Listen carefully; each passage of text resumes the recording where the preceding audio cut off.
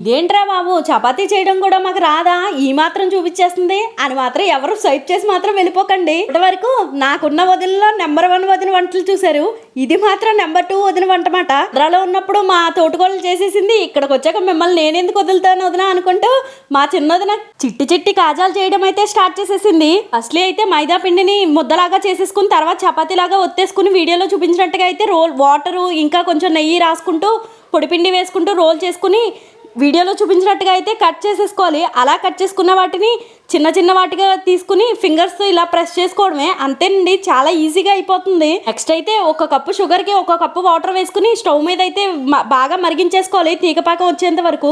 అలా మరిగించుకున్న తర్వాత stove off చేసుకుని 2-3 డ్రాప్స్ నిమ్మరసం వేసేసుకుని నూనెలో ఫ్రై చేసుకున్న కాజాలను అయితే ఇందులో వేసేసుకోవడం అండి. అంతే, ఎంతో సింపుల్ అండ్ ఈజీగా కాజాలు అయితే రెడీ అయిపోతాయి. ఇలాంటి వీడియో కావాలంటే కామెంట్ సెక్షన్లో అడిగండి. వీడియో నచ్చితే లైక్ చేయండి. బాబీ గారు అమ్మాయి ఛానల్ సబ్స్క్రైబ్ చేసుకోండి.